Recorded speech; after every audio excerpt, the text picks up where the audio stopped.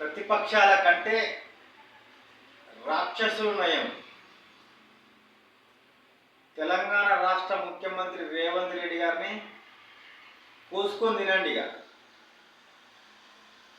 నిజాలు చెప్తే రాష్ట్ర ప్రజానికం కానీ ప్రతిపక్షాలు కానీ నమ్ముతలేవు. రాష్ట్రాన్ని దోసుకొని లూట్ చేసి మాయ మాటలు చెప్పి మోస మాటలు చెప్పి నోనికేమో 10 ఏళ్ళ అధికారం ఇచ్చిండు. సర్పంచులు, సొసైటీ చైర్మన్లు, ఎమ్మెల్యేలు, ఎంపీలు వరుసగా 10 సంవత్సరాలు అధికారం ఇచ్చిండు.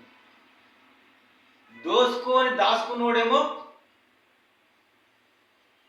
నిద్రపోని తెలియడు అధికార పక్షాన్ని. ఏదైనా పని చేద్దామంటే ఆ దాచుకున్న డబ్బులను 100,000 కోట్లు ఫేక్ వీడియోలు సృష్టించుడు, బహిరంగ సభలు పెట్టుడు. కాంగ్రెస్ పార్టీ ఫెయిల్ అయిపోయింది, కాంగ్రెస్ పార్టీ పని అయిపోయింది, కాంగ్రెస్ పార్టీ ఓడిపోతుంది, కాంగ్రెస్ పార్టీ ఏం లేదు దోసుకుంటుంది, కాంగ్రెస్ పార్టీ దోసుకున్నదా తిన్నదా అది నిరూపించాడు. దాచుకున్నోడేమో ఇంట్లో పడ్డాడు, అసెంబ్లీలకు రాడు, కానీ అధికార పక్షాన్ని విమర్శిస్తాడు. ఇవాళ రేవంత్ అన్న నిక్కసిగా నిలబడి ఏదైనా బాధ్యత నాదే అని చెప్పి రాష్ట్ర ఆదాయాన్ని అప్పులను ప్రజల ముందు ఉంచుతుంటే నిజాన్నేమో నమ్మరు. ఇది ఎక్కడి దౌర్భాగ్యం. మానవత్వం ఉన్నవాళ్ళు ఎవరైనా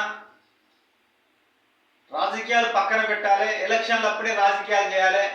ఇప్పుడు ఎలక్షన్లు కూడా లేవు కదా, ఇంకా 3.5 ఏళ్ళ దాకా ఏ ఎలక్షన్ లేదు కదా, ఆ ఎలక్షన్ టైంలో రాజకీయం చేయాలి. కానీ ఇప్పుడు రాష్ట్ర అభివృద్ధి కొరకు సలహాలు సూచనలు ఇవ్వాలి. కానీ ఈ కళ్ళల్లో కారం ముట్టుకుంటున్నారు. ఒకవేళ కోసుకొని తినండి రేవంత్ రెడ్డి గారు, అప్పుడైనా మీ కళ్ళు చల్లబడతాయా? ఇంత దుర్మార్గం రాజకీయం ఏ రాష్ట్రంలో కూడా ఇక్కడ కూడా లేదు. మానవత్వం లేని కిరాతకులు.